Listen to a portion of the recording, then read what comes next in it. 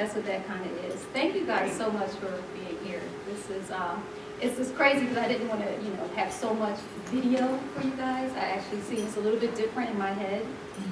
But this morning I woke up and I wasn't sure how I felt about today. But when I woke up this morning, I was looking for.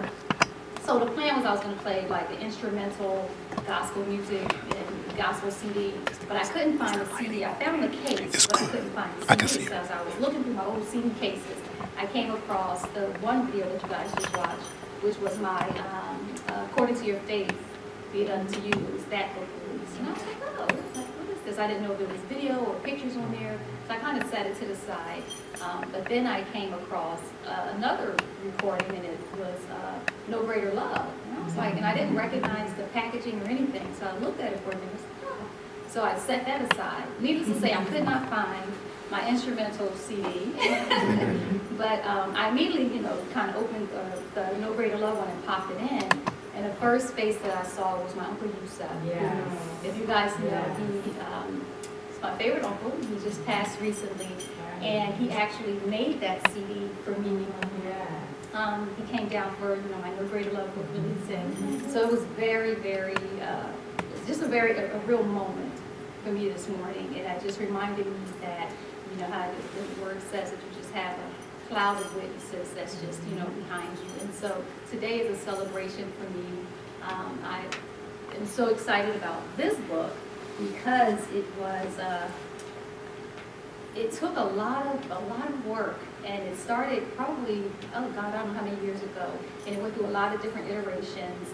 Initially, I tried to connect it to the ministry Girlfriend Therapy, so it was Girlfriend Therapy, Reflections of a Life Well Lived, and I thought, I was just sharing with Pastor and Lady Joe, I thought that I would just fill the book with messages that I had given over the years, and these braces are around the bunkers, that I had given over the years.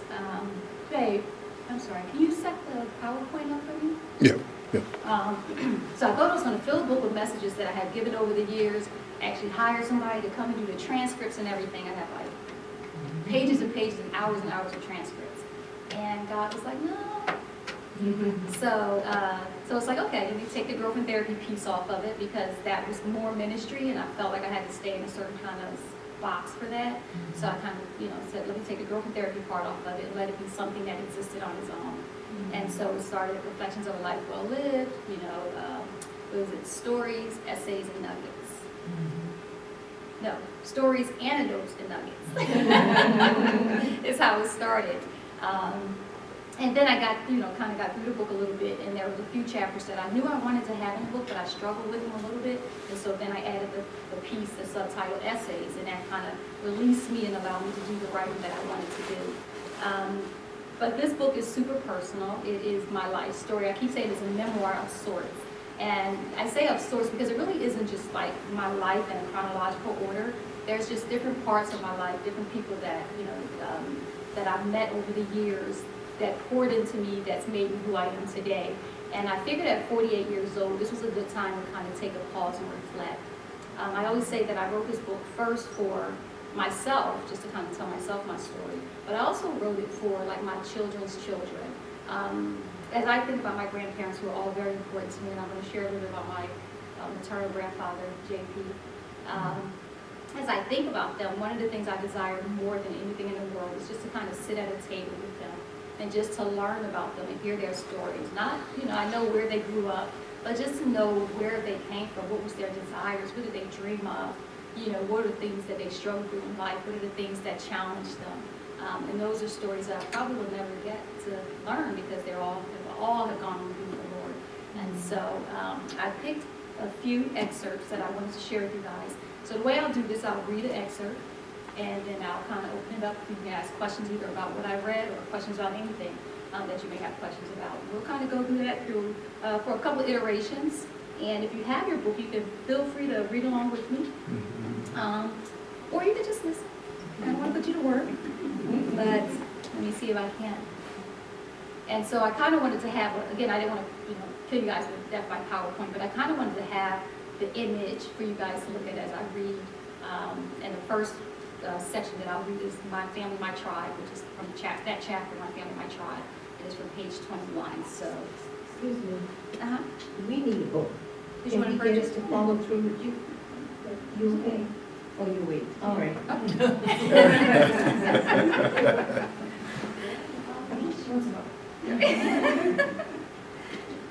So, but it's fun just listening to.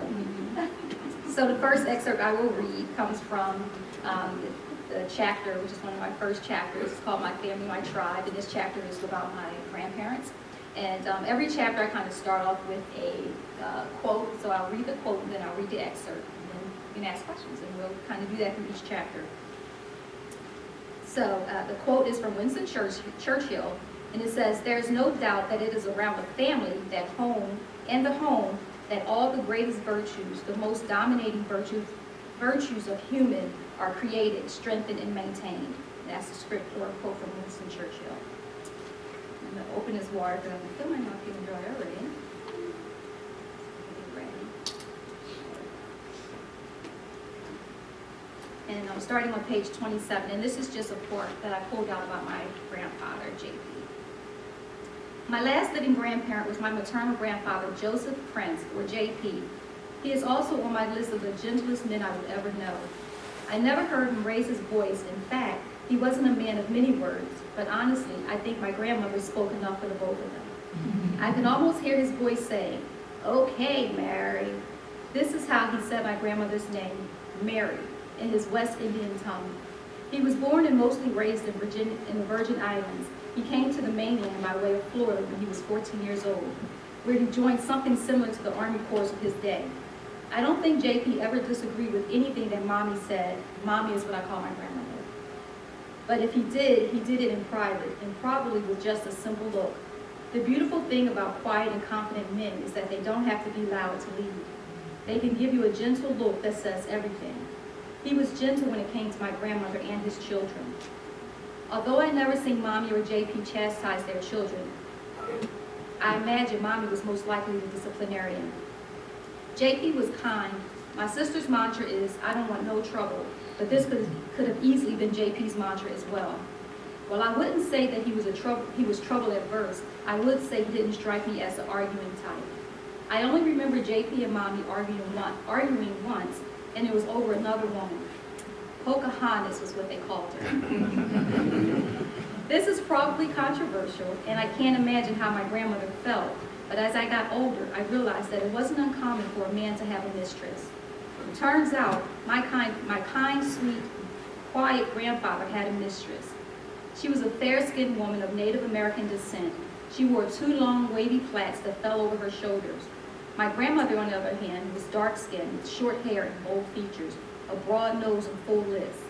This couldn't be any more cliche. However, I believe my grandfather enjoyed spending time with Pocahontas, probably because she was worldlier than my grandmother. JP enjoyed going to the bars and drinking, which was something that my grandmother didn't do. This is where he met Pocahontas. The first time I saw her, my grandfather piled us up in his station wagon and took us out for ice cream. I remember sitting on the stranger's step eating ice cream. I remember Pocahontas being really nice, but she smelled like cigarettes and cheap liquor. And despite her long, beautiful hair, I didn't think she was pretty at all. She had bad skin and rough hands. I remember her reaching out to touch my face and saying how cute she thought I was, but I recoiled. I didn't want her to touch me. I couldn't have been more than 4 years old. I had no clue who she was, but when we got back to my grandmother's house, Mommy went off on JP. I don't know how she knew where he took us, or if she knew at all, but I remember Mommy yelling at JP as he walked by us quickly, straight out the front door, down the steps to his car. JP was a good-looking man. He was dark complexion with wavy hair and a strong jawline. I could see why women might be attracted to him. Eventually, my grandparents split up. I don't know where JP lived, but he didn't live with Mommy. Occasionally, JP would come to visit, and Pocahontas would be sitting in the car waiting for him. Thinking back on it, I guess it didn't matter how quiet or nice a man was. It didn't mean that he wouldn't cheat. If I had to guess, I think JP's drinking was in response to his troubled upbringing. He never really talked about his childhood, but I was told that his mother abandoned him when he was a young boy. He and his sister were sent to the States to be raised by family members. The sister went to stay with an aunt, and JP went to stay with another family member who treated him badly. And at the age of 14, the only way to care for himself was to go into the service. I think I get my sensitivity from JP. One story that my aunt tells me about my grandfather that makes me feel connected to him is that people always treated him mean. People were so mean to him, she would say. That's probably why he was so quiet. Maybe he was afraid that if he said too much, then he might say the wrong thing and upset people, which in turn might cause them to mistreat him. By the time JP passed away in 1998, I was married and had both of my children. My heart aches most for him. I wonder if he ever found his place in the world. I wonder if he knew how solid his place was in my heart and in the hearts of his children and his grandchildren. I can remember him at family gatherings. He would sit quietly and watch everyone interact with one another. I can still see his face strong yet sad. His eyes always had a look of sadness in them. I was always sweet to JP because he was always sweet to me. The last few years of his life, he lived with my aunt until his death.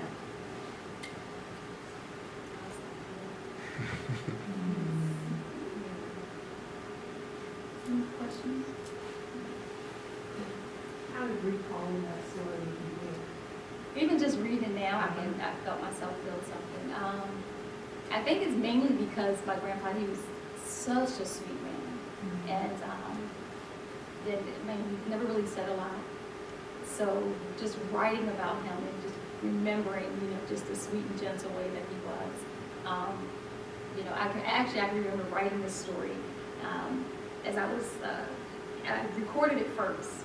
And I was coming into work and I was recording it and I was just talking about him. And I remember I could not take the smile off my face. And so I came into work and I was going to get some tea. And I literally was just like smiling so big. I'm like, why am I got this smile on my face? And it was really, just because I was remembering him and just, thinking about how I wanted to tell the story about him. So I try not to be too emotional. When JP decided to leave home, you talk about the smile that you have whenever you think about him. But when that transition happened, did the smile remain, or did the smile go away, return? It did, because oddly enough, even when he moved out of my grandmother's house, but he still was always around. But Pocahontas was always around. But he was still, he would still come and give my grandmother his paycheck. This is what they did in those days. Wow. So yeah, he knew where. So I didn't really miss his presence. Nice. So how did you feel about your grandmother? Oh my God. I don't know if you wrote about it, since I don't have it in the book. I talk about my grandmother all the time. Okay. In fact, in my book, According to Your Faith, you may have heard me talk about her. So she's the Elijah to my Elijah. She was the very first example that I had of a woman of faith.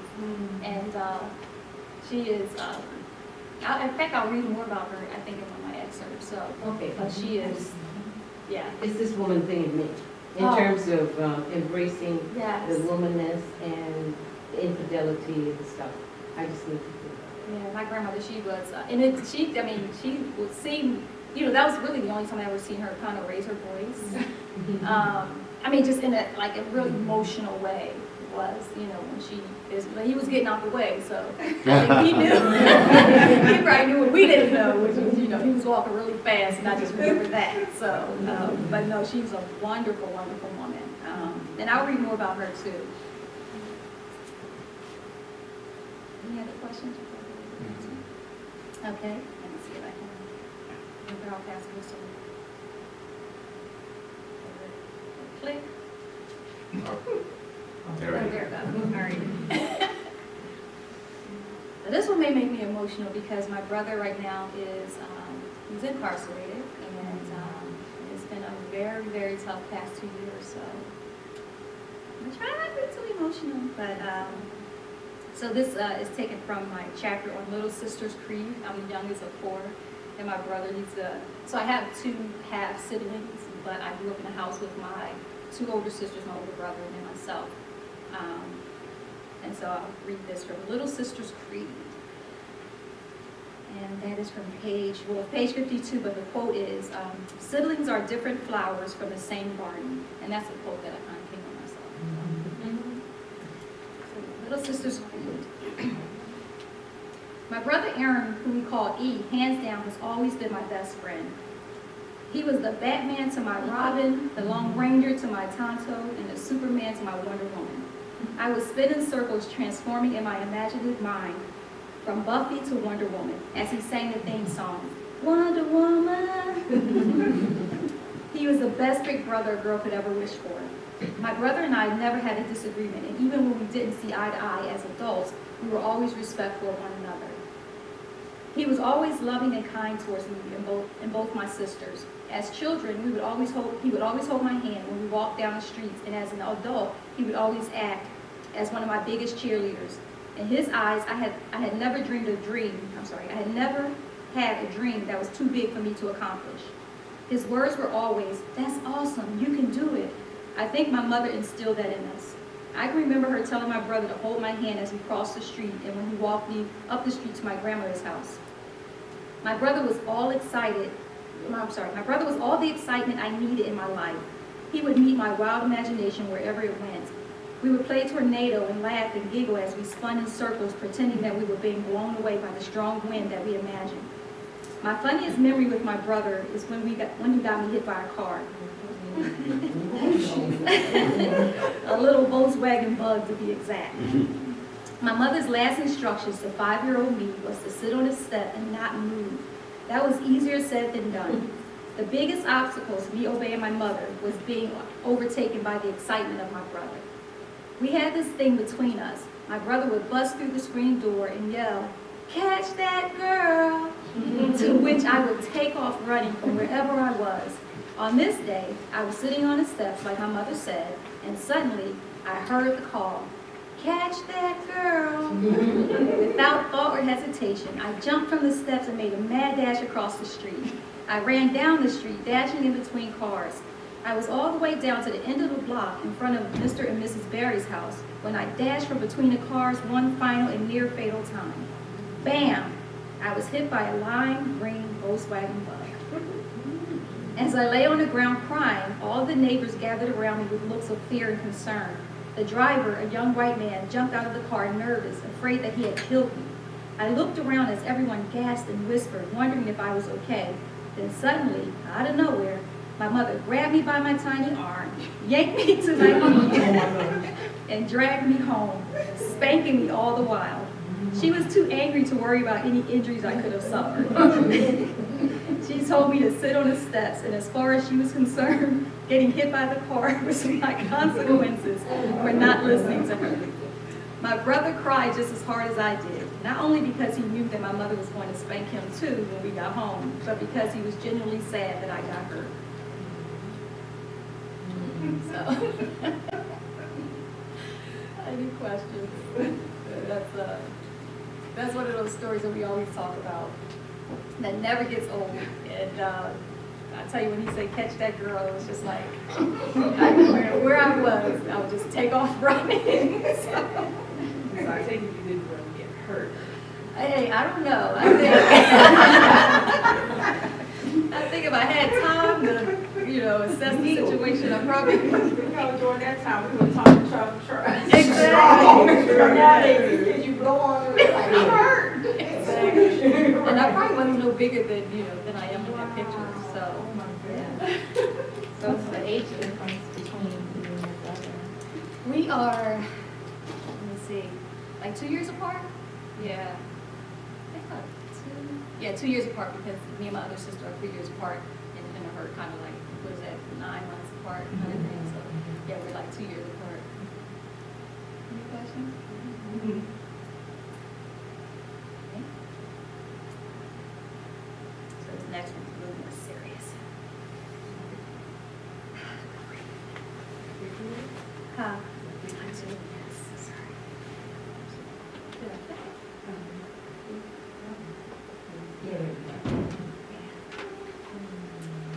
This is taken from the chapter, More People, More Portals. The quote is, "If a person doesn't know to which port they sail, no wind is favorable." And that's from Seneca.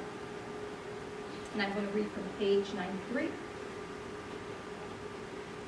I was 16 years old the first time I lost someone close to me to murder. That was a memory that I can never forget. It's a hard reality to accept and incredibly challenging to understand. Becky Can was one of my really good friends. She was young, full of life, incredibly brave, and always on an adventure. At 16, I admired her bravery and her tenacity. I knew that I could never plow through life the way that she did. I would sit in awe whenever we talked. She would always share a story about how she got her latest scratch or bruise. It always involved a fight with someone, male or female, young or old. She was fantastic to me, the kind of person that would serve as a muse to any creative. As a writer, she would always inspire my spunky characters. There was something about her that felt larger than life, and I enjoyed watching her live. She was the daughter of a pastor, which in itself added character to the hell that she was always raising. Becky was 15 years old young when her life was taken. I couldn't even grasp an understanding of murder at that stage of my life. My only context was what I had seen on ridiculous slasher movies of the 80s, like Friday the 13th and Halloween. Before Becky's murder, I had known death, but only in a context of sickness and disease. My grandmother, my grandfather, and my Aunt Geraldine had all passed away by then. But they were what I considered at the time, old, even though my Aunt Geraldine was only 32 when she died. Becky was a mere 15-year-old girl. She was not dealing with sickness or disease, and probably would have helped. She was not dealing with sickness or disease that probably would have helped make sense of her death. A few months later, another childhood friend, Malika, died. Malika had been sick with a heart condition since birth, so we always knew that she would die one day. And when she did, we were sad, but it was a different kind of sad. But Becky, at 15, death was not supposed to meet her on a cold winter night on Valentine's Day, 1988, the day that was synonymous with love nonetheless. Reports would suggest that Becky was shot and killed by her ex-boyfriend, her 16-year-old ex-boyfriend. Becky's murder was the stuff that Lifetime movies were made of. But this was before Lifetime movies. Perhaps if we had Lifetime Movie Network back then I would have been desensitized to death, murder, and mayhem. But there was no Lifetime Movie Network, and there was nothing to help put this tragedy in perspective for me. All I knew was that my friend was dead. She was shot in her beautiful face by someone who once loved her.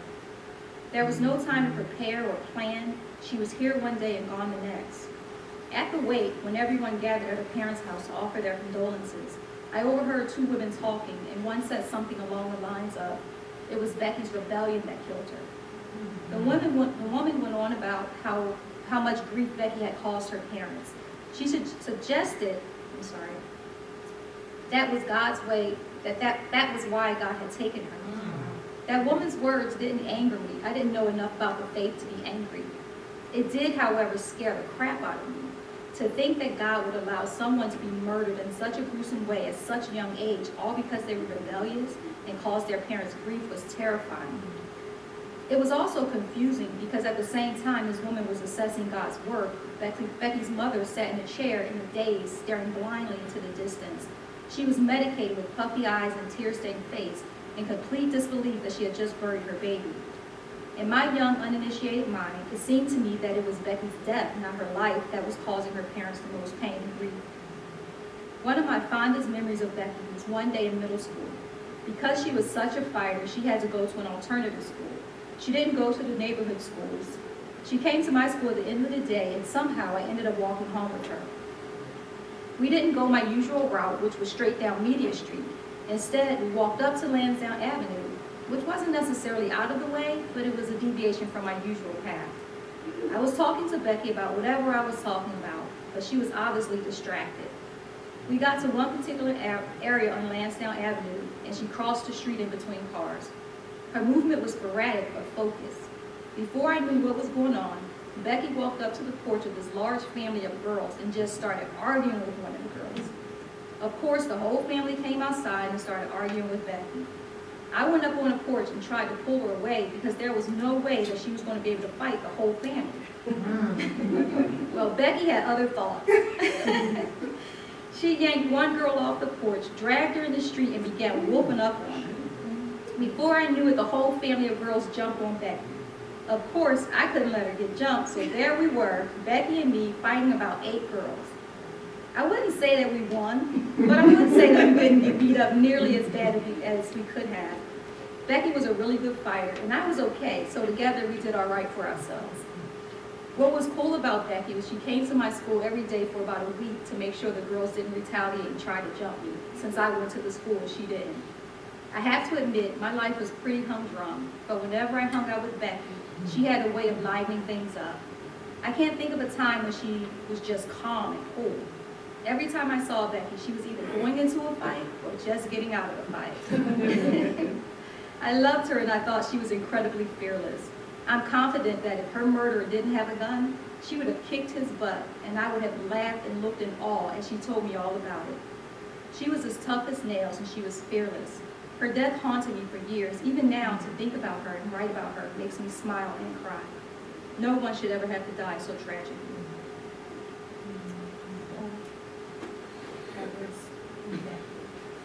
And it's so interesting, when I was writing this chapter, she had, one of the other reasons why I wrote this book too is, you know, it's something when people can exist and there's nothing to show that they existed. And while I was thinking about writing this book, I remember a friend of mine learning that a friend of mine had passed away, and she, you know, and I think I talked about her in one of the excerpts as well, so I won't spoil it too much. But I knew I just wanted to memorialize people that meant something to me. And so when I thought to write about Becky, I actually wrote this chapter, which isn't only about Becky, but I shared a part about her. When I wrote that chapter, her brother friended me on Facebook out of nowhere, and I was kind of like, wow. So I didn't use her name in the book, and so when he friended me, I was like, well, maybe I should ask him if it's okay, you know? And her brother's like this boxer, like this tough guy, like her whole family was like super tough. He's like this tough guy, and you know, I just linked or messaged him in Facebook. I was like, hey, you know, I'm writing this book, and I want to share a story about Becky. Is it okay if I use her name? You know, and he wrote me back. He was like, I'm just in tears, like I am bawling. He's like, thank you so much for just remembering her. You know, and this has been just your kids. You know, so this was many years ago, but she continues to be just someone that just stays in my heart and stays in my mind. So. Share that story. Anybody have any questions? Did you send him? I did. I actually sent a copy for him and his sister. And it's so funny because when he read it, I actually sent him what I wrote about her before I went to print. Because I was, you know, wanted to really be careful, because to me she was a friend and I have a memory, but for him that was his little sister. And what I didn't know about that night is he was saying that she had asked him to come pick her up. And he was like, I'm not driving all the way out there to get you, you know. He said, so he was always haunted by the fact. He was like, I wish I would have just got up and got her. But he was super, you know, super grateful that you know, shared the story about her. Did I answer your question? Yeah. Okay. And what happened to the So he actually went to jail. I don't know if he's still in jail, but he did, young boy, for dating, ended up breaking up, and, you know, I guess he couldn't get over it at 16 years old. But he did, you know, get arrested and go to jail. But I mean, I will never forget that day. I will never forget it. Just never forget it, so. Any questions? Any questions? Yeah? Okay, I'll hit you guys with the.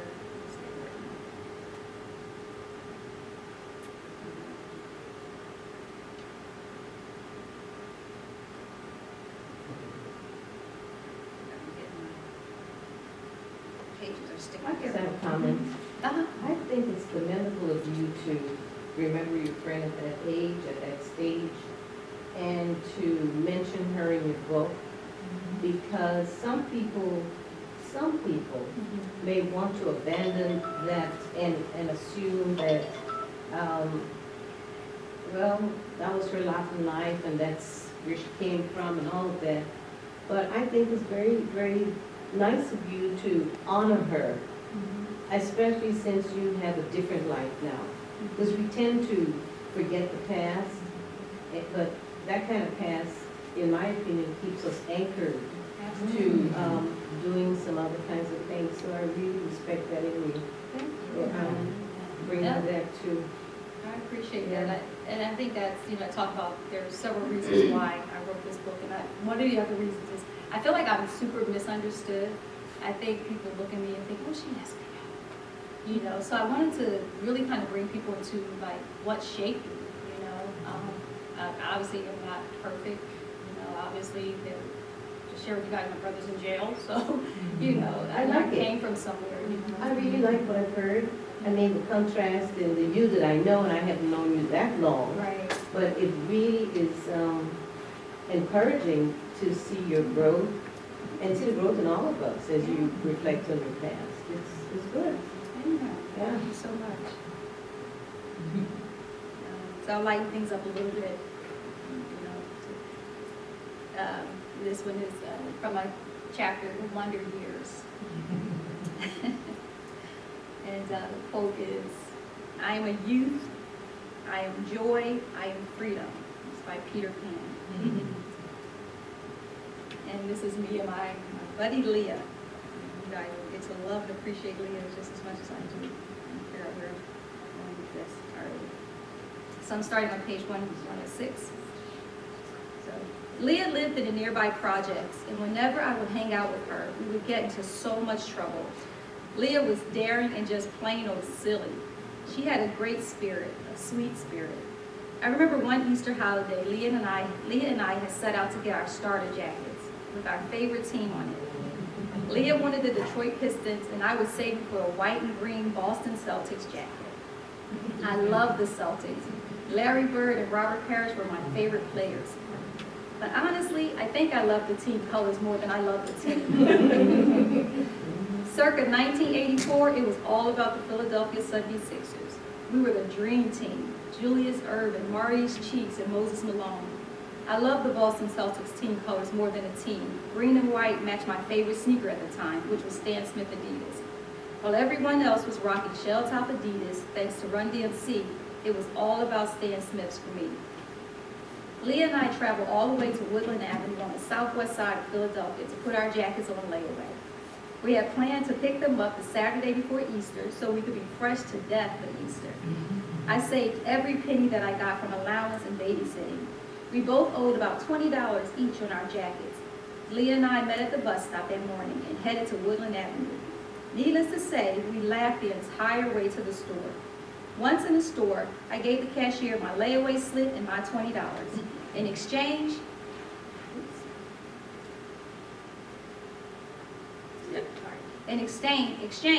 she gave me my beautiful white and green Boston Celtics starter jacket. I was so hyped. Leah got to the register and dug deep in her pocket and pulled out a few bills and some coins, but it wasn't enough to get her jacket out of layaway. I had a few extra dollars that I was going to use to buy me some McDonald's, so I gave that to Leah to add to her few dollars, add to the few dollars that she had. She still didn't have enough. All I had left in my pocket was a bus token for me to get back home. Now, the sensible thing to do would have been for Leah and I to go home and come back when she had her money. But we never did anything sensible. Instead, Leah came up with a bright idea that we would ask people for money. We came up with the dumb line about being hungry and not having enough money to get something to eat. We were out there for hours trying to collect the $15 or so that Leah needed to get her jacket off layaway. It was all fun and games until we realized that we had been begging for money for hours, and we were still short the amount that was needed. We would collect a few dollars, then go back to the store and put that on layaway. Here's $3, here's $2, here's 3 more. We were in and out of that store, nickel and diming Leah's jacket out of layaway. The cashier must have thought that we were 2 of the biggest losers ever.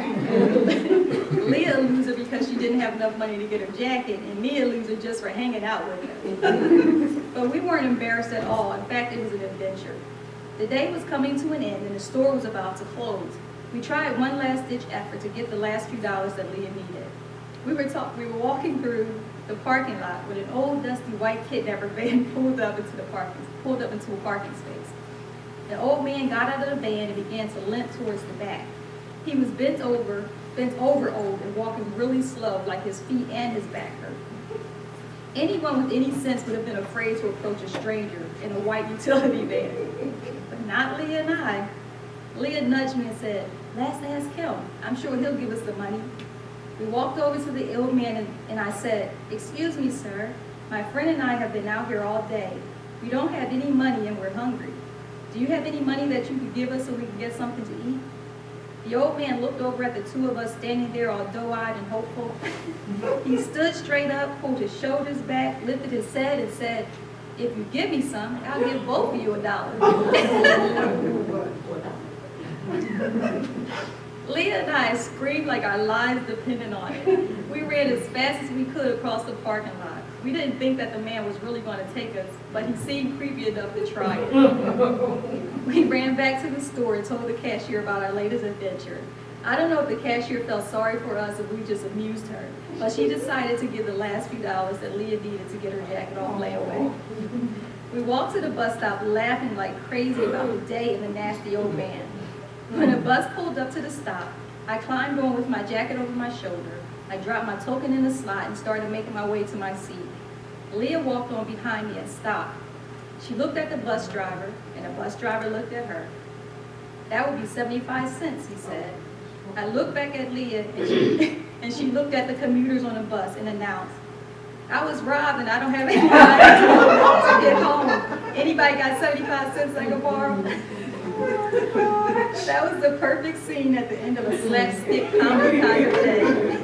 Leah was funny. She didn't have a shy bone in her body, and every day with her was an adventure.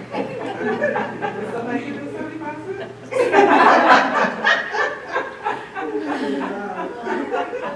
So, any questions, any comments, any?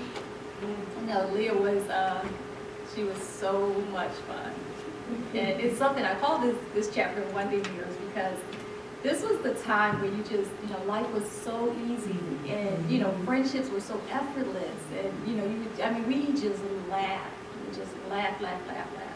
But yeah, it was my buddy. Of course, we, lost contact. We were in middle school together because we were probably like in middle school at this time. And quick story, because we lived in different neighborhoods, she actually got left back. So I think I'd share that story in here. But she had, me, her, and Juanita was the other friend that we used to hang out together. And we used to cut class. We just did silly stuff. And one day we got sent to the principal's office. We were in the 9th grade. And we were supposed to, all three supposed to graduate. And we went to the guidance counselor's office. And the guidance counselor looked at me and he said, "Okay, you still got a chance to graduate if you get it together." He looked at Leah and he said, "You don't have a chance.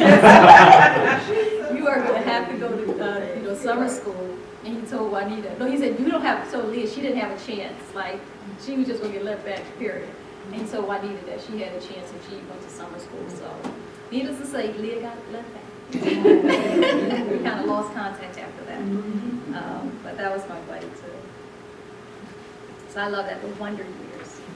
Isn't it amazing, like, you think about your adolescent years and how fearless Yes. you were at Yes. that time. And like, you recount this story and you think about with your grown self, like, why would I go and talk to this old man and the white man, right? The white kid But, and the man, but right? as your adolescent self, it's just another person, and if they try something, you can take them, right? Or at least we can run. We can run, exactly. Well, that's true. Well, they probably were. We just didn't know. Yeah, let me take a sip of water. So the next chapter I'm going to read is another heavy one.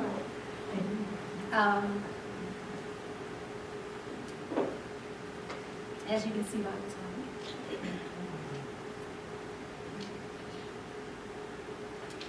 So let me see. This was. I was trying to figure out where I started when I decided to stop because I'm not reading the whole chapter. So where I marked my stop here. And so the quote here is, "It only takes one voice at the right pitch to start an avalanche." I love that quote. And that's by Diana Hardy. And so this is from the chapter, #72. And I'm actually starting on page 133, which is the top of that chapter. 9. 9 is the number of times that I've experienced some form of unwanted sexual attention. Sexual abuse or sexual harassment are more technical terms. Sexual abuse can be as innocent as innocent and unwelcoming as a stranger whistling or catcalling as you walk by, or something more overt and sinister as a stranger pushing his erect member against you in a crowded place. Yes, this happens. 9 is the number of times that I can quickly count without giving it too much thought and without having to think too hard or too deeply about the matter. But I'm certain that if I were to really think about it, the number would be much higher. I'm not going to bore you with the tales of me being fondled as a little girl by a curious neighborhood kid, or the times that I was touched by an Army recruiter during our many trips to and from the gym. I won't speak of the time that I was broke by my high school history teacher, or the time that I was backed into a dark corner by my drill sergeant. I don't have the energy to tell the time that I was lowered into the back room by an adult boyfriend who exposed himself to me after showing me a gun, which was a part of his effort to intimidate me. I guess he thought I would be an easy target as I babysat his girlfriend's children who slept quietly in the next room. I could tell of the time when I was about 16 years old and another adult neighbor exposed himself to me as I walked home from school. 6 years old. As another 6-year-old and another adult neighbor exposed himself to me as I walked home from school. Unfortunately, this was a usual occurrence with this guy. Like many young black men rolling out of the 60s and into the 70s, he had recently returned from Vietnam, and sadly, he had left most of his good mind on the battlefield. I could tell of the time when my life was threatened in the backwoods of Leavenworth, Kansas by a fellow soldier who, after taking me to get something to eat from a local restaurant, decided it would be a good idea to take a detour through the woods where he tried to force himself on me. It might be funny to talk about the time that I was dry humped as I walked across a dance floor in a club in Washington, D.C., but honestly, it wasn't funny at all. At this point, I've had far too many experiences of my personal space being invaded in a sexually aggressive way. Despite the situation or the perpetrator, the feelings were always the same, an underlying sense of fear, disgust, and anger. Fear because in most cases the perpetrator was either stronger or in a position of authority, and I genuinely felt powerless against the act. The fear was also a reminder that I had somehow allowed myself to be put in a situation, and now I had to get myself out of it without getting hurt. The disgust should be self-explanatory, but if I have to help paint the picture, just imagine your 6-year-old eyes seeing a penis pointed out at you, or imagine the feeling of an erection pressed against any part of your body without your invitation, or the heat from someone being too close to you and in your personal space as the smell of their breath dance across your neck and invade your nostrils as they whisper something foul and vulgar to you. These memories are embedded in my mind, and even after so many years, I can still sense it like it just happened yesterday. I can still feel the anger in response to the audacity of men to think that they have a right to invade my personal space and my personal peace with their unwanted, unwarranted, and unwelcome sexually motivated advances. I remember talking to a male friend during the Me Too movement and trying to explain to him why this behavior was considered offensive. And his response was, well, how are men supposed to let women know that they like them? In his mind, he could not fathom the idea of simply saying hello to a woman and asking her out on a date. In his 60-year-old plus mind, he thought that women were overreacting, and that the stories that were being shared were somehow exaggerated or flat out lies. The stories told by women of every age, every race was met with skepticism and inquiries such as, why did she go to his room, or what was she wearing, or what was she doing? It was always blamed on something. The reality is, it doesn't matter what you're wearing, and sometimes you can go on a date with someone who you think is a really good guy until he's not. Sadly, these situations happen far too often, and as indicated by the Me Too movement, it has happened to too many women and men. Statistics show that 4 out of 5 women will experience some form of sexual abuse in their lifetime, and in most cases, it will be traumatic, and it will affect the victim for years after the act. Sexual abuse doesn't care about your age, your gender, your sex, your race, or your social status. However, it is estimated that poor and disenfranchised women face some of the harshest forms of sexual abuse, like molestation, incest, and rape. Sexual abuse can happen without warning, and it can happen as a result of circumstances completely out of your control. Like most crimes, sexual abuse is everyone's responsibility to prevent. We must all remember that no means no every time, and we have to make it our business to protect ourselves and each other. So that was a little, yeah. Thank you for sharing that. Yeah. That was really great because that is, you know, being in the position I am here at the church, just when the Me Too movement was coming about, it was interesting, even before then, I would say, just the commonality that women can sit around and say, oh my gosh, well, that, you know, something similar happened to me, and just how unconscionable to think that you can have that same pattern of behavior that was inflicted upon other women or children, Yeah. you know, and just that accessibility that people had, and you thought there was a normalcy to it, that this was something I had to go through in order for me to whatever, and that's not normal. Yeah. That really isn't normal, and I thank you for writing it. Did you feel a sense of healing being now and writing that all, or did it No. do anything in that sense for you? I don't think that, it did not, it didn't at all. I think the way I think I process it, the way I have it in my head is that it was like, that's why I'm like, oh, 9, you know, this was a time I could tell you about this time, or I could tell you about that time, or, you know, it's just, in my head, it's just, these are times, and when I think about them, I can really see myself right in that moment. So I don't know that there was any healing. I don't know if I sought healing, or if it was just, this is what happened, you know. I imagine that as I probably talk more about some of the things that I wrote in this book, you know, there'll be opportunities for me to, you know, as I have conversations, there'll be opportunities for me to kind of figure out how I feel about it. If that makes sense. Like, when I started writing the book, my thing was, okay, I just want to write. And I didn't want to censor myself. I didn't want to, you know, say, oh, I'm not going to say that. You know, my husband, he kind of cringed when I said penis. He's like, you really have to say that? It's like, so even stuff like, I'm not censoring it. If that's what it was. That's what happened. Even in my childhood mind, that's what it was. So, but no, I don't think that there was any feeling. But I don't know that I look for that. Did you ever share with your mom? I did. In fact, I would tell you my mother is a G. So I'll tell you the one guy I was saying about An OG or? Yeah. She's that I'll too. tell you about the guy that the neighbor's friend when I was babysitting. She lived like directly, you know, and I think I showed the picture in one of the thing, like the block that I grew up on. I'll show it again. But we lived in row homes in West Philadelphia, and so the lady, she like literally lived like right next door. The only thing separated us was like a banister. And her boyfriend was like supposed to be having a birthday party for him at the bar around the corner, and so he just kind of showed up and was like, "Why are you here?" kind of thing. And needless to say, he was like, you know, I was listening to music because she had like an awesome record collection. And like I got introduced to Switch and just you know, Stevie Wonder. Like she had an awesome record collection. So I used to love to babysit her daughters who were really good kids. And I would, you know, get there. They would pretty much have a snack. They'd go to bed, and I would spend the rest of the night listening to her records.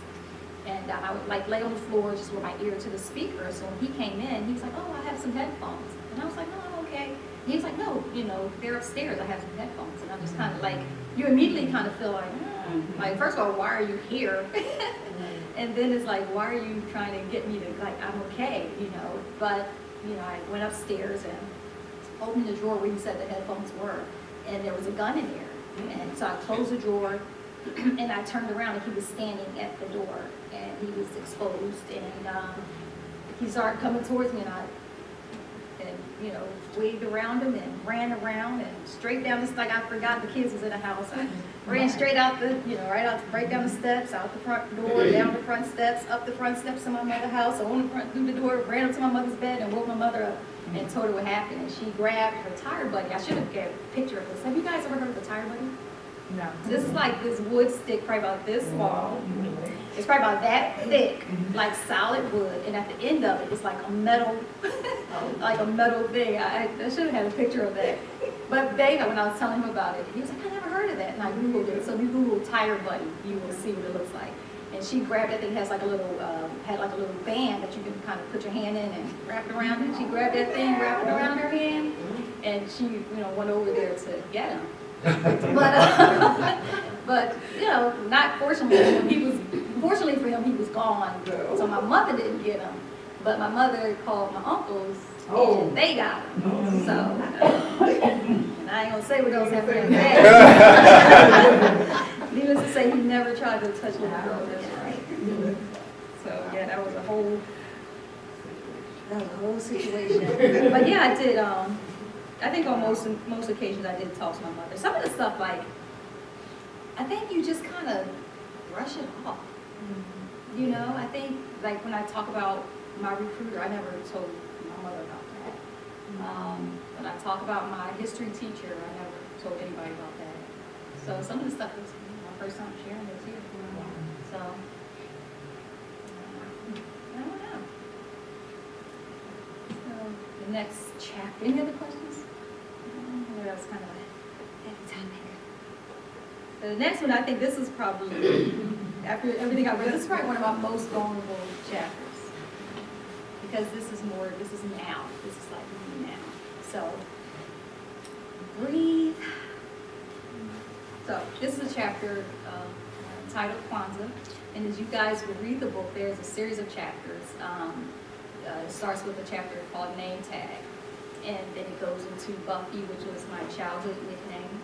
And then it goes into Conwell, which was my maiden name. And when I was in the military, that's what they called you by your last name. So there was a season where I was Conwell.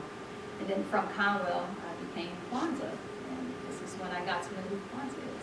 And then I finish up that whole section with Baleka, which is really cool. If you want to find somewhere really cool to start, that whole 4 or 5 chapters together. It's a really cool place to start.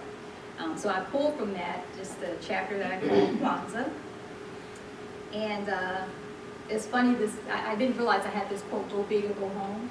And it's funny, this morning, someone posted, it was like, today is, February 29th, this leap year.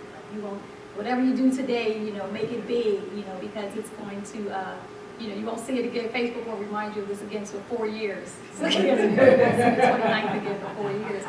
And they was like, so go big or go home, And I was like, well, I choose to go big, So I didn't realize that was the quote that I had under Kwanzaa. So I'm going to start reading on page 233.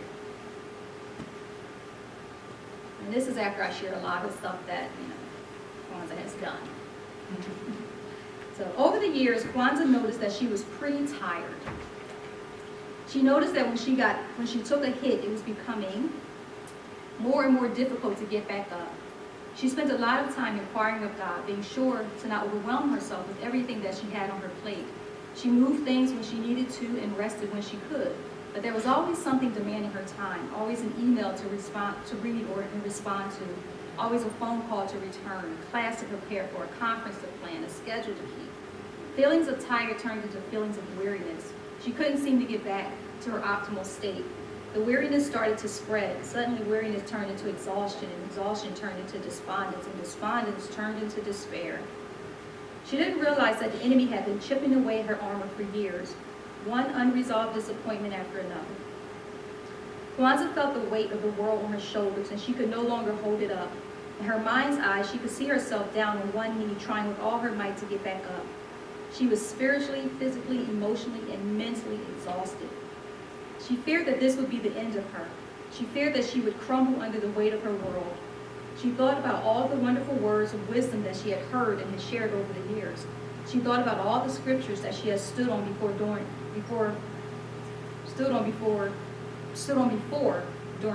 tough times. She thought about the example that she had been for so many. She knew that people were watching, some to be encouraged by her strength, but others, she feared, were watching and waiting for her to fail. She trembled at the thought of the enemy defeating her. She feared that with all the faith that she had preached and taught, she feared that all the faith that she had preached and taught would falter in the lives of others if she didn't get up. What would they say? What would they think? What would they do if the one that they proclaimed to have a gift of faith failed? Kwanzaa looked over her life and all that God had allowed her to accomplish, and she knew that it wasn't for naught. She knew that God did not bring her to this place only to destroy her. She looked within herself, and there was Buffy, the childlike innocence of herself, the dreamer, crying for her to get up. She knew that all of her dreams were depending on Kwanzaa's strength and her ability to get up and go. She looked, and there was Conwell, who was ready to take the reins. Kwanzaa knew that Conwell could not lead with the level of grace, compassion, and humility that was needed. She had come too far, and there was too much at stake to allow Conwell to reign with her heavy hand. For the first time, Kwanzaa was afraid. She couldn't hold it all. She couldn't do it all. The thought of failure caused her great anxiety. She was afraid that if she let go, even for a minute, everything that she worked so hard for would come crashing down. She feared that she would lose her life, not necessarily her physical life, but her life as she had known it. So, that chunk I think was probably one of my favorite parts to write. But I say this was, even, talking with the hashtag #MeToo, and there's some other stuff in here that's a little personal, but this part, when I talk about Kwanzaa, is super personal to me because this is like where I am or where I was just as recent as, earlier this year, just being in this space. And even something like today where you put so much effort and energy into something and, the people that come out, you're so grateful, but there's always this part in the back of your mind, man, why do you come, so I still, despite everything that I get to do, there's still always that, I guess that feeling of disappointment, So even though this is, and I'm grateful, and so that's what I'm learning, to be grateful for everybody that ever supported anything that I do, because you don't have to. I mean, the reality is you don't have to. But that's kind of where I am now.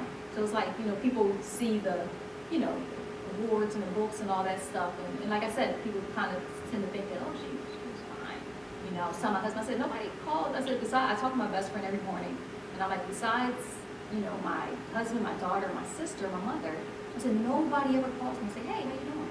Like, never. And that's a lonely kind of existence, when you feel like you do so much, you pour so much out. So Kwanzaa, she's a interesting character.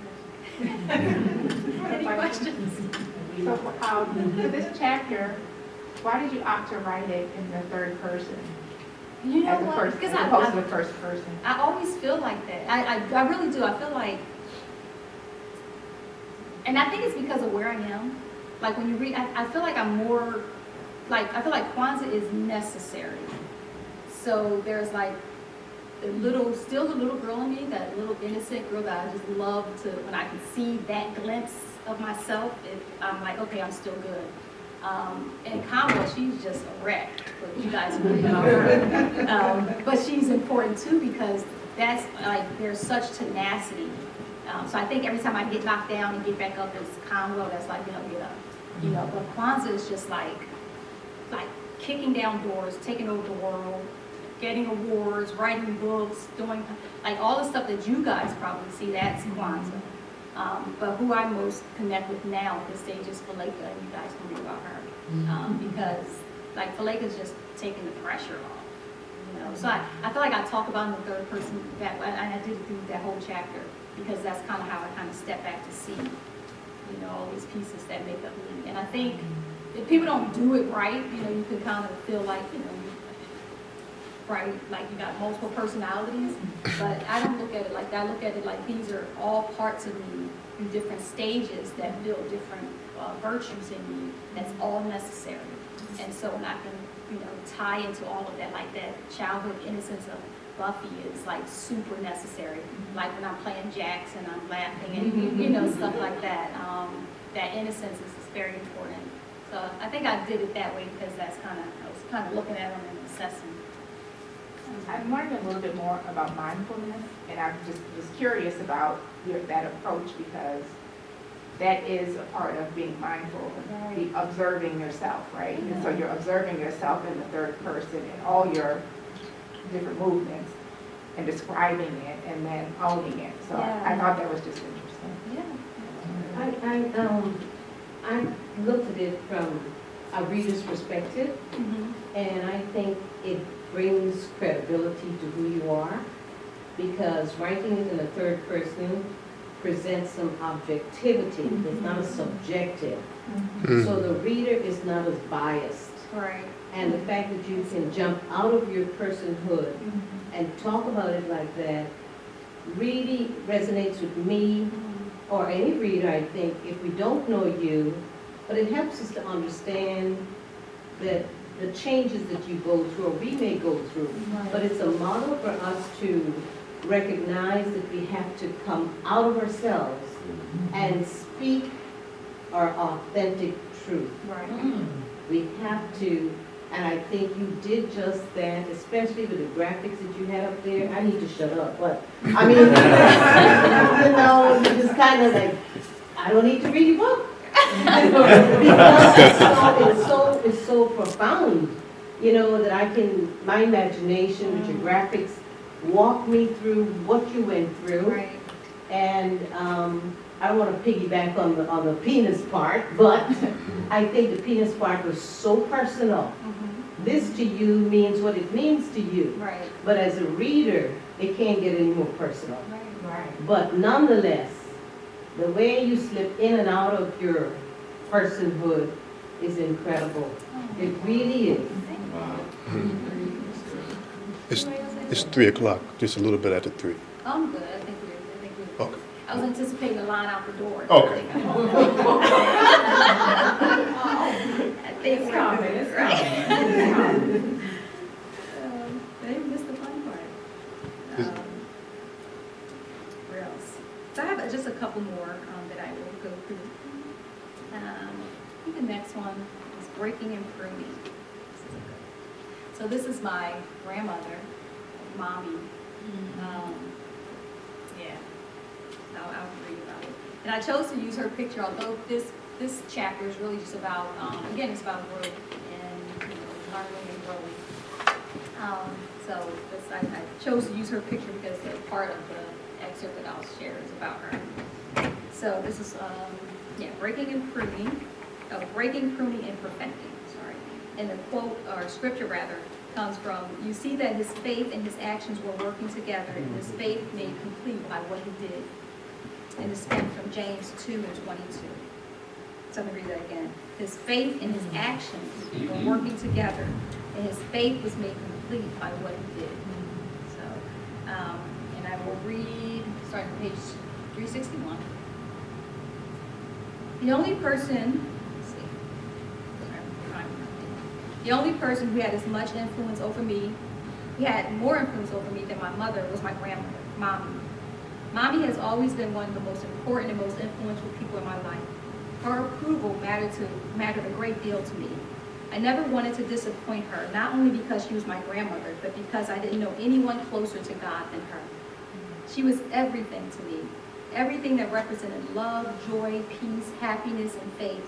I absolutely adored her, and I felt no greater peace than when I was in her presence. I disappointed her once, and that was all it took, and I vowed that I would never disappoint her again. In fact, even in death, my grandmother's approval is still my standard. Everything that I do in ministry and in legacy, I do with her in mind, hoping that she would be pleased. I spent most of my evenings at my grandmother's house. Every day after school, she got home from work, I would go to her house and spend time with her.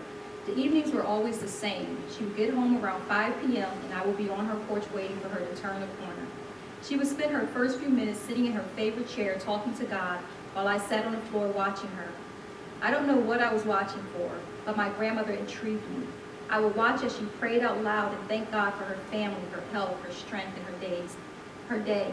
Most days I would fall asleep watching her pray, and when I woke up, she would be in the kitchen cooking dinner. One funny memory that I have of my grandmother is that I would often wake up to her burning something. I wouldn't say that she couldn't cook. She just couldn't cook without burning something. Oddly enough, I have the same problem. I have a tendency to get distracted while cooking, and I will burn something in a heartbeat. Most days I would join my grandmother for dinner, and we would fellowship over a plate of beans and rice, mackerel and grits, or some other odd combination that she threw together. After dinner, I would help her wash dishes before going home. Then we would do it all over again the next day. One day, while I was visiting with my grandmother, I decided to steal some change from her purse. I don't know where this idea came from. I had no knowledge of the devil or the power of suggestion at the time, so I just thought I was a bad kid. I knew that stealing was bad, and the fact that I stole from her meant that I was bad. While my grandmother was in the kitchen cooking dinner, I tiptoed over to her purse and grabbed a handful of change. Just as I was stuffing the coins in my pocket, my grandmother came into the room and caught me. "What are you doing?" she questioned rhetorically because she knew exactly what I had done. "Nothing," I lied.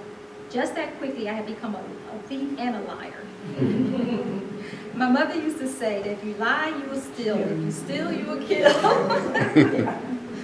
What she had so easily observed was how thin the lines were between lying, stealing, and killing. And here I was, within seconds, I had so easily crossed 2 of those 3 lines. It may sound far-fetched, but honestly, our actions are only a response to our thoughts and feelings. "Take my money out of your pocket," my grandmother demanded. "I didn't take your money," I insisted as I dug in my tiny pocket and pulled out the coins. Barbara, so oddly enough, I called my grandmother Mommy and I called my mother Barbara. Which was her name. Barbara gave me this money, I lied. My grandmother walked up to me, stopped directly in front of me, opened her hands and demanded, "Give me my money." With tears in my eyes, I dropped the coins in the palm of her hand. I began to cry immediately, even before my grandmother could get one swat across my bottom. "Don't you ever steal from me again," she said as she sealed each syllable with a swift swat across my backside. I cried like crazy. I didn't cry because I was getting a spanking. My grandmother didn't really hit that hard. What made me cry was the fact that I had disappointed her.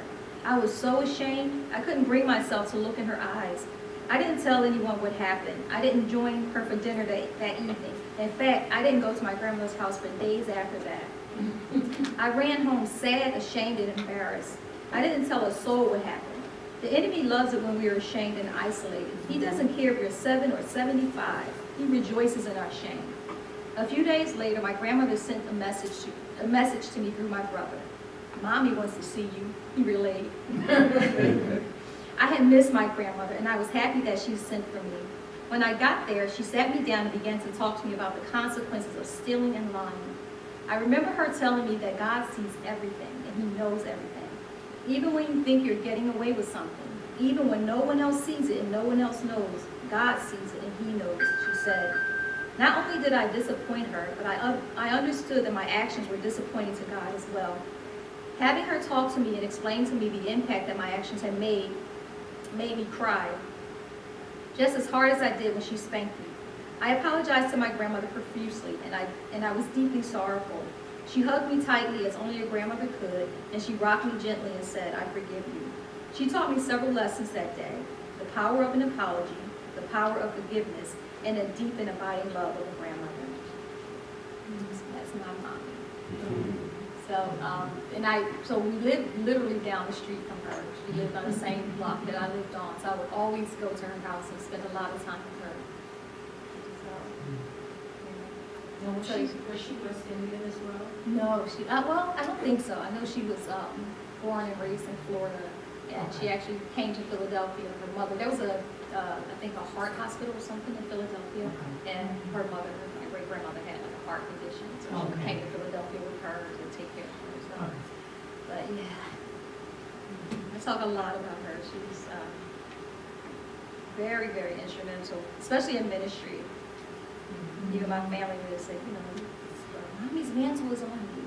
So you can take that as a. So I only have a couple more. I don't know, what time is it?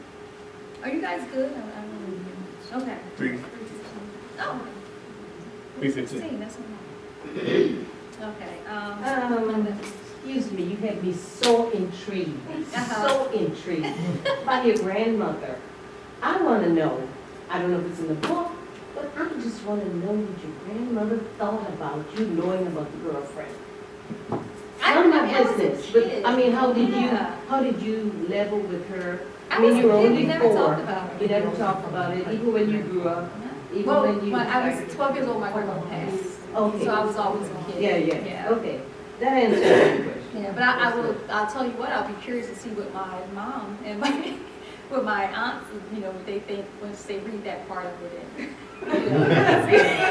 They may have had a different experience, but I was a child, so she never talked to me about that. Exactly. It's like, what's going on in our house? Oh, this is one chapter. All right.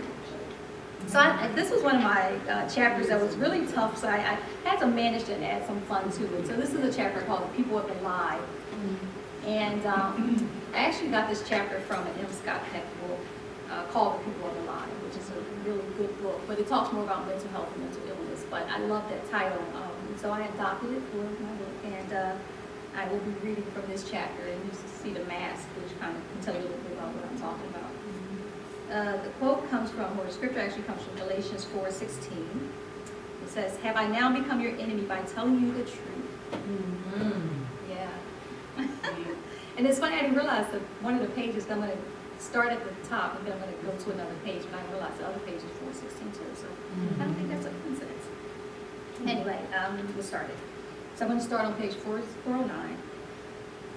So, in his national bestsellers book, The Road Less Traveled, American psychiatrist and best-selling author Dr. M. Scott Peck makes a fascinating observation about people and the great lengths that they go to avoid problems. He writes, "There is a tendency for people to avoid problems, and the emotional suffering inherent in them is the primary basis of all human mental illness. And since most of us have this tendency to a greater or lesser degree, that is the tendency to avoid problems, most of us are mentally ill to a greater or lesser degree." He continues, "Some of us will go to quite extraordinary lengths to avoid our problems and the suffering they cause, building the most elaborate fantasies in which to live, sometimes to the total exclusion of reality. This observation paints clearly the image of the person to whom I am referring when I use the phrase, the people of the lie. I'm not merely talking about people who lie, I'm talking about people who choose to live a lie because the reality of their lives in their minds is not good enough." So I'll jump to page 416, and this should be fun. "I can give example after example of people who choose who choose lies over the truth. But because this is my memoir, it seems only fitting to use myself as a case in point. Now, before I go into what is easily one of the most embarrassing stories that I could ever share, let me give one disclaimer. I was a child. The year was 1987. And this was before social media. It was the era of hip-hop when R&B and rock hymns, I Ain't No Joke, could be heard blaring from the speakers of every radio and every car. I would sit on a stoop with my neighborhood friends. We would watch as fancy cars drove by and shout, "That's my car." We would marvel at the nice cars and share elaborate stories about how nice our cars would be when we get older. What else was there for a group of inner-city children to do but dream about the day when we would be rich enough to buy all the things our hearts desired? I was in middle school, and the fashion trends at the time, or the fashion trends that the cool kids were rocking, were big hoop earrings, rope chains, shell-top Adidas, and Kangol hats. The coolest kids were rocking even bigger hoop earrings, bigger rope chains, Gucci sneakers, and sheepskin coats. I didn't own any of that. My parents didn't have the money to waste on any of those things. They were too busy trying to keep a roof over our head and food on the table, as my mother often reminded me and my siblings. One day, my mother decided to break the twice-a-year rotation, and she brought me a pair of sneakers. She came home excited to share with me what she had bought. They were a pair of off-white sneakers. At first glance, they kind of looked like Gucci sneakers. Looked like the Gucci sneakers that were popular in those days. I was so excited, I didn't even try to figure out how or why my mother would buy me a pair of Gucci sneakers. Perhaps she got them for a discount from one of the neighborhood boosters. These were people who made a living stealing expensive clothes and shoes from the mall and selling them in the neighborhood for a fraction of the price. Regardless of where she got them, I didn't care. I was too busy seeing myself strutting down the hallways in my new Gucci sneakers. I grabbed the sneakers and was super disappointed to see not only that they didn't have Gucci on them anywhere, they didn't have no name. Not the logo, not the colors. They didn't have anything written on them. My mother bought me a pair of no name, no frill sneakers, what we used to call Bobos. The last thing he wanted to do in 1987 at Shoemaker Junior High School was wear a pair of bobos. I dropped my head as I was devastated. I was devastated as the tunes of the Bobos song played in my mind.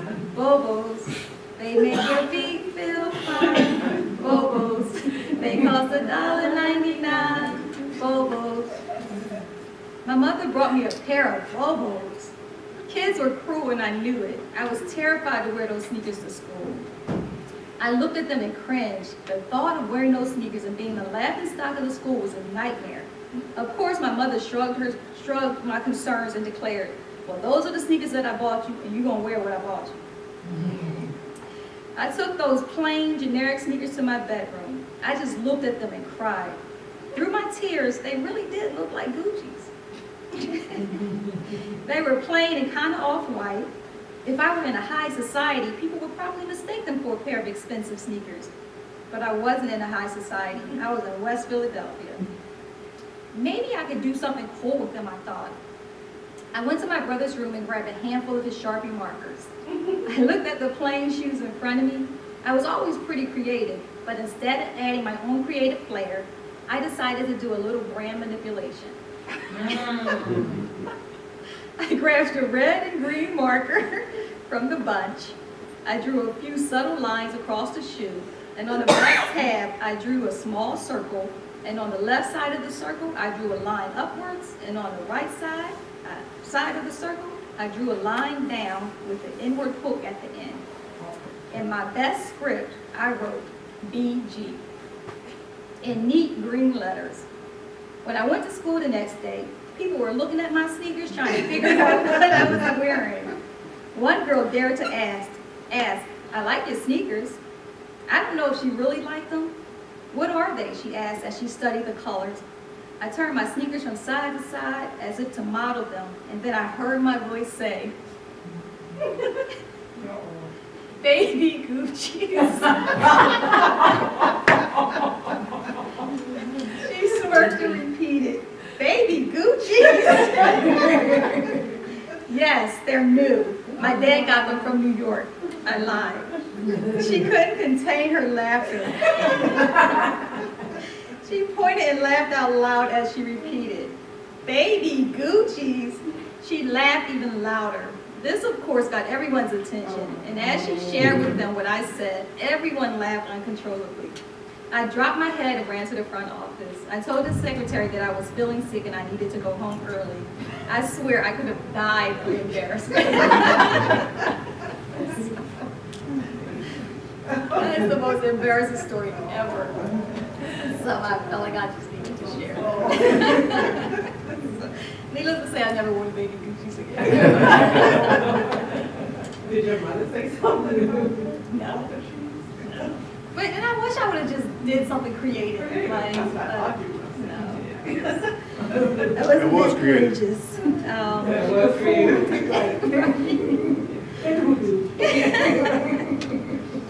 So, anybody have any questions?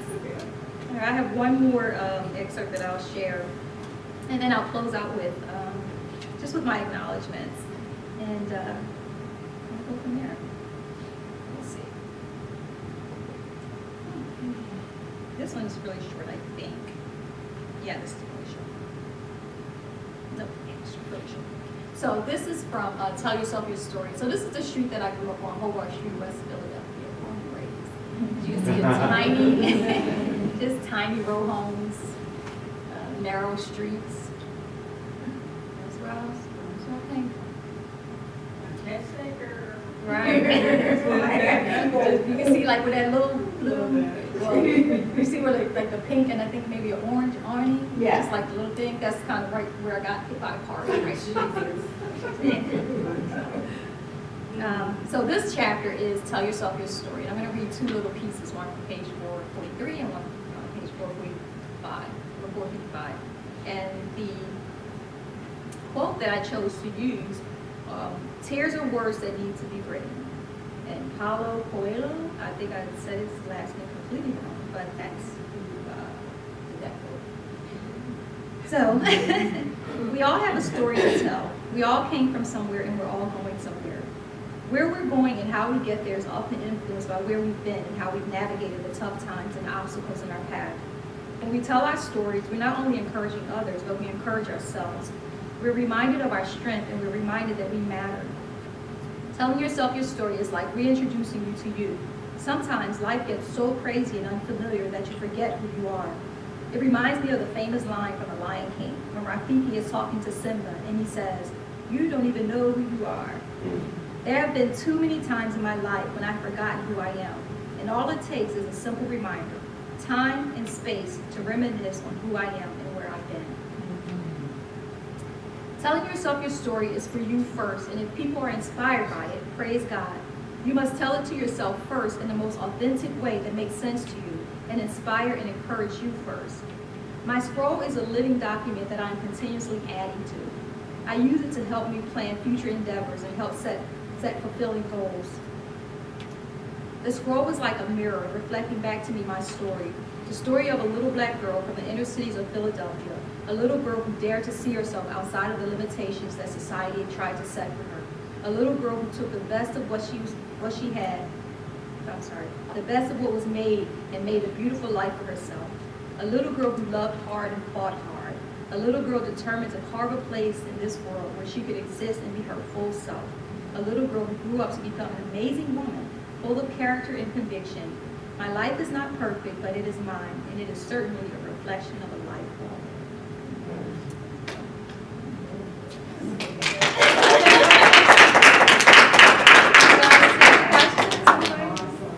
So I refer to a scroll, and I have, I talk about it in that chapter, but I have a literal scroll that I unroll and I draw and then I write on it and I put quotes and scriptures and just different things that inspire me. So that's what that chapter is. So before I finish, I just want to do, just read my acknowledgements. I'll read the acknowledgements that I have, and then I'll go from here. There is no greater joy for me than to write. It is truly the gift that keeps on giving. I cannot begin to acknowledge the gift without first acknowledging the gift giver. I want to thank God for the wonderful gifts that He has blessed me with. I want to thank Him for giving me the opportunities to exercise my gifts. I want to thank God for the courage and the wisdom to examine my life and share the experiences that I have shared in this book. I thank God that I have found peace with it all. I want to thank my parents, Pete and Barbara Conwell, for introducing me to books and the beautiful words that fill them. I don't know when I first discovered my love for writing. I think it came shortly after I discovered my love for reading, which came after I discovered my love for words. I want to thank my amazing husband, Quentin, aka Babe, for his continued love and support and his constant encouragement. I want to thank my children, Quentin Jr. of Q Anthony Designs, for sharing his gift of creativity with me in designing my book cover. And I want to thank my daughter, Mia, for her words of wisdom and her encouragement as I work through this book project. I want to thank my siblings, Robin, Kim, and Aaron, for their continued support and encouragement. It has been a great joy growing up as their little sister. I would not be who I am had it not been for all their nurturing and encouragement. I want to thank my best friend Marie for all the early morning conversations when I rambled on about a chapter idea. Thank you for being so gracious and patient with me as I struggle to find the right words to capture my sentiment. And I want to give a special thank you to Ms. Kimberly LaFleur for taking the time to read my chapters and offer the right amount of encouragement and feedback to keep me motivated and committed to this project. There were a few chapters that I really struggled through. Your feedback was priceless. I want to thank every person who has contributed to my life in whatever way you have contributed. My Philadelphia family, both by blood and by love. I'm grateful grateful that our paths have crossed. My life has been amazing. I could not capture every story, experience, or thought in this book. Please know that you are represented in every page written and every word expressed. Lastly, to the readers, I am thankful to you that you took the time to go on this journey with me. I hope you found it beneficial to enter my world of words. I pray that you journey with me, and you heard my heart on the pages of this book. Thank you, God, for another dream fulfilled.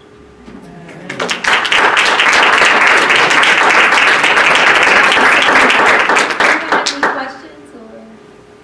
I would just like to say, as someone who has kind of rode along with you from the first book to this book, just to see the evolution of your writing. Yeah.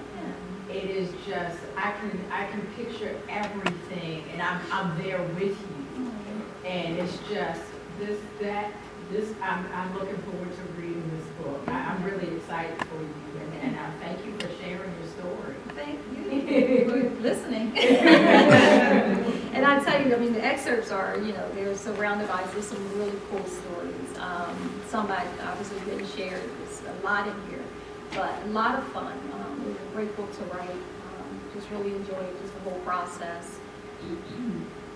Some chapters were more difficult than others for various reasons. And Kimberly was like, when I reached out to her, because I had put a deadline on myself because I've been trying to do this for so long. And I reached out to Kimberly and was like, hey, I didn't even remember what I asked you. And he was like, yeah, I'll read it. Like, because she has her own publishing company. And so I'm like, hey, you taking on any clients? Because I need to get this book out. And she was just like, I'm incredibly busy, but she took the time to read the chapters as I was sending them to her, which helped to keep me on the timeline that I put myself on. And her feedback was really very, very, very helpful and helped to help me be comfortable with the words, because again, I kind of vowed that I would do this, uncensored, and there were some chapters that was more difficult than others. So thank you so much. Thank you. I appreciate it. It was an honor. I was honored that you even asked me, really, because I think so highly of you. Sentiment is equal. Bravo. You cry because you gonna make me cry, and I ain't got time. I think it's a I marvelous book. enjoyed it, and I'm looking forward to rereading it now that it's over, because I know you changed a lot. Yes. And, just looking forward to reading it, because I really thoroughly enjoyed it. Lisa, you have a question? I just had a comment. I just wanted to say I also, traveled on this journey with you from the first book. And I think I read every book, but I remember the first book so well. Right. When you said you were writing a book, and when I read the book, I was like, you are a real writer.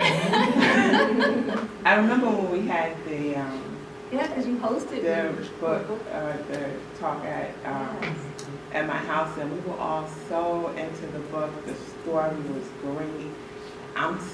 We really were looking forward to writing a second book to that, a follow-up to that book, because it was so good. I just wanted you to know, I love your art. The way you write is, I love it. I get, really inspired by your writing. Thank you for sharing your stories. I cannot wait to read the book, because I do take that journey with you. I appreciate your writing, and thank you for opening up the way that you have. You tell a fabulous story. You really do. So I'm a big fan. Thank you so much. There was a quote I wanted to, and I wish I would have thought about it before I finished the book, but it's, I don't know who it's by, but it says, if I let you in, promise not to break anything. And this, I'm telling you, this is so personal for me. So I don't want to hear anybody criticism. This is my life. That's right. Add that to the second edition. Yeah, exactly. But it's really, really personal. And I obviously today shared a lot of stories. I wasn't comfortable with all of the stories that I shared, but there's still some stuff in here that you guys haven't heard. So, yeah. I forgot I was going to say something. I just want to make a comment, because I don't like to speak much, but I've known you for 14 years, and you are really an inspiration. You are really a blessing. You have, Don't make me cry. you encourage me when you don't even realize it. Really. And I think sometimes some of the stuff you said about feeling alone, I feel like that sometimes, but as we grow, people just move out the way. You're going to another level. I know what you're doing. I don't know if everybody knows what you're doing. In order for you to do this and be going for a doctorate, that's I know how hard that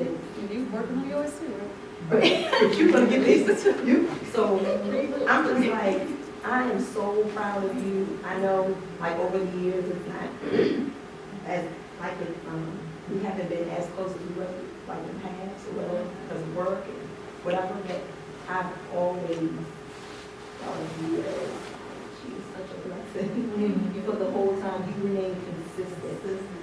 Consistent. And I always say, you know, it's hard to find people that are consistent, because people will say they're happy for you, and behind your back, they're criticizing you. They can't take it. And I'm like, you really do big things. And I even said, I mean, if I could share, just when I ordered the book, I'm like, I really could just be like, can she, but I was still like, I don't want to do that. I want to respect who you are, who you're. And it's funny because what she's talking about is, I was under the weather and she ordered a book and I was like, maybe I can just, because we work in the same building, maybe I can just drop it off. And I was you know? thinking that. And she, I can't do that. she's like, I don't want to ask you. I'm like, friend portion out of so I'm literally like linking her, like, hey, you know, what time you get off? Can I give you the book you want? Like, it was still packaged and everything, like, ready to go to like this thing. And, but I do appreciate that because, you know, I always say, you know, you just, one of the things I try to do, just for my own sanity, you know, I see a lot of people and they get real caught up in stuff. Yes. And for me, I'm like, I mean, you guys, this is me. You know, you see, I grew up in West Philadelphia. But, Born and raised. born and raised. You know, exactly.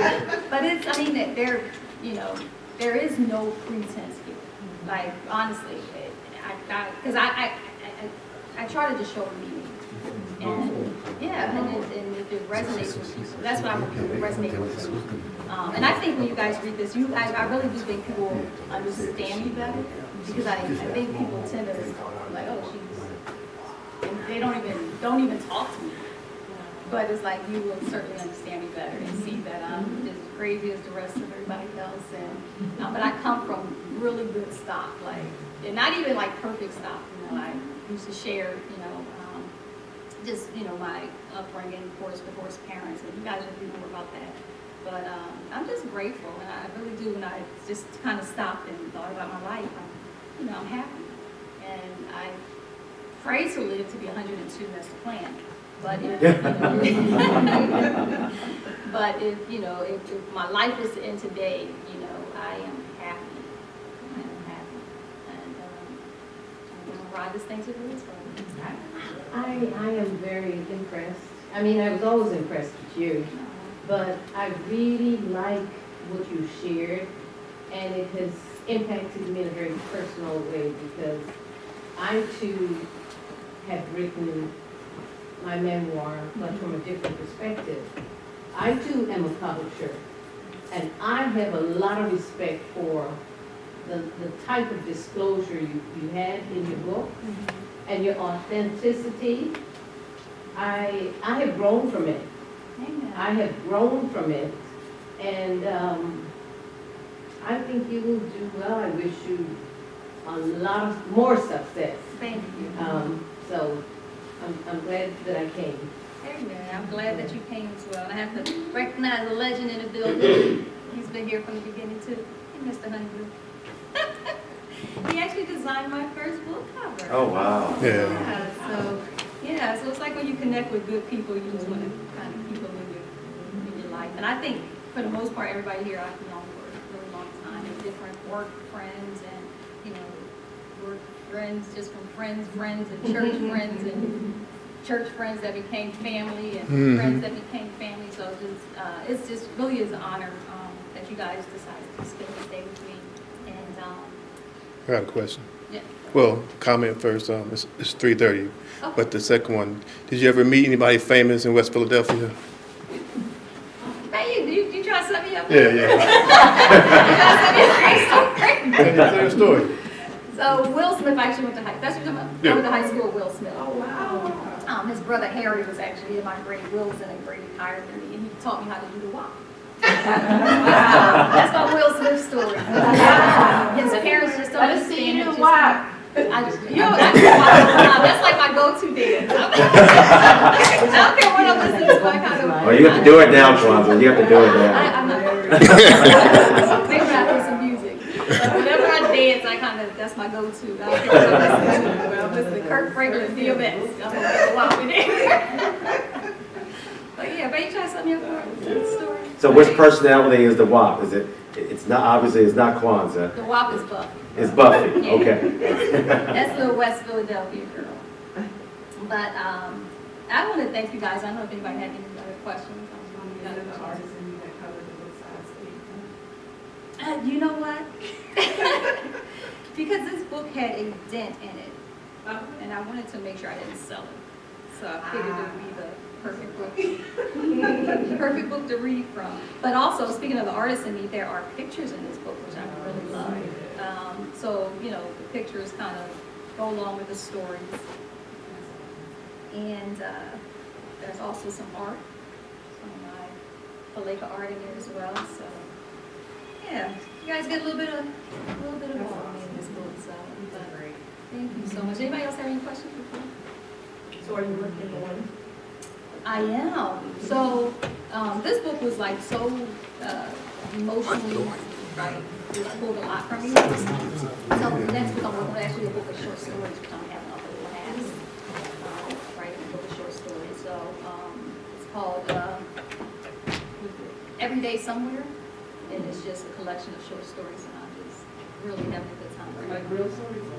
Just fiction. Yeah, I had to get back to somebody, so make believe.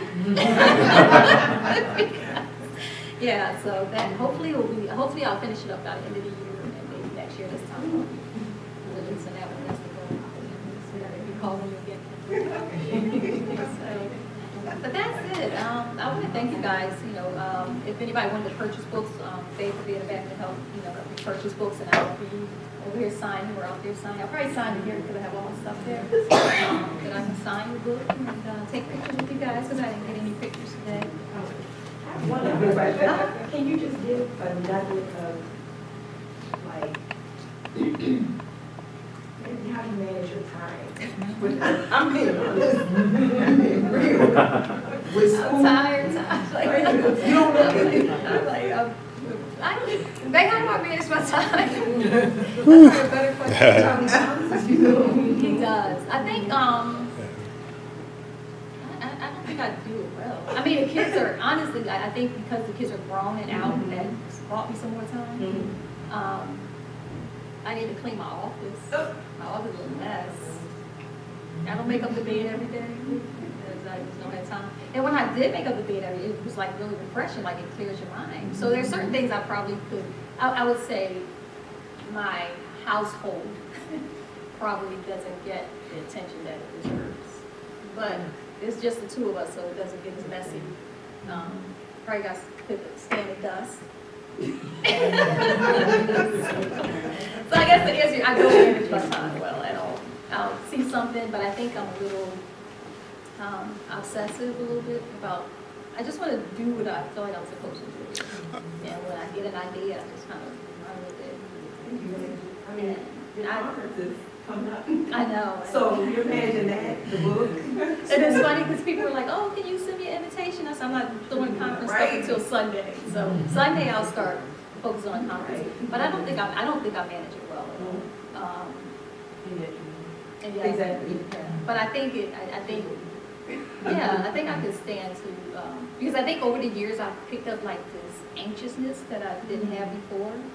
So I would like to get rid of that, but I think that comes with managing my time better. So I think once I figure that out.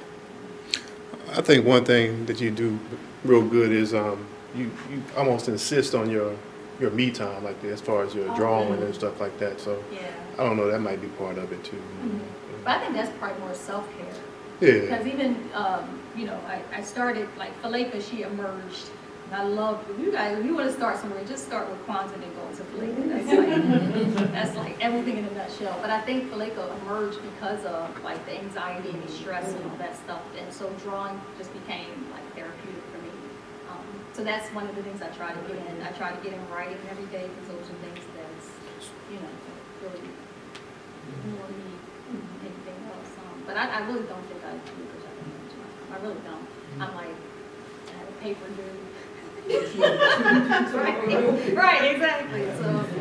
So Kwanzaa, will you ever, with you finding Faleka, with you finding her, will you ever take Faleka to the point where you begin to talk about all of your art in a book? I would hope not, because honestly, because Faleka is for me. That's for you? Yeah, Okay. even now people Understood. are like, oh, can I buy, can you draw this for that? And it's like, no. Like, I don't want to, I feel like Kwanzaa has given so much Mhm. away that for me just to be able to have that piece that's like my Yeah. sanity is. So I don't think so. Like, I think I'll continue to share it like on Facebook and stuff like that. Yeah, but, and even people like, oh, can you draw? And I have like a list of people that's like, can you draw me? And I'm like, I don't draw that. Right, but it's like, that's therapeutic and I enjoy that, so. But I don't think I will, commercialize it or, sell it, because I think that just adds a whole nother thing. So what do you do with it? Like, do you have it on display or do you just, it's just there? Yeah, I have it like a thing where I just stack it. Yeah, I take a picture, I do it, take a picture of it, and then file it away. That's my name, that's actually, yeah. So that's the funny thing. Faleka, nobody ever knew my name. I was Kwanzaa F. Gibson. Wow. And even when I say F, it's like F is in Frank, F is in Frank. So when Kim, I think you were the first person like, Oh, nothing in there. yeah, Wow. so that's Okay. when I was born Kwanzaa Faleka Kwanzaa. So, and as I grew up, my nickname was Buffy. So for the first 17 years of my life, they called me Buffy. Yeah. That's what No, that's the name my parents gave their creative selves. Yes. They knew what they were doing. They did, but I'll tell you, it actually, in our community, there was a community activist, Faleka Fatah, and her son, Shak Fatah. He was the, that was his mother, so I was named after her. She was like a community activist. And she had this house where she took, the house of Yaboja, where she took a lot of, troubled youth in. And so my parents named me after her. Wow. So you guys know me better than anybody else? I know my whole life. Thank you guys so much for coming out. There's plenty of food. I'm gonna, Babe will help sell books and I'll sign them. And he'll probably, Babe, can you play that? Yeah. I guess the video that, what's Oh. easier? Is it easy for you to play the video or just the music? The music. Okay.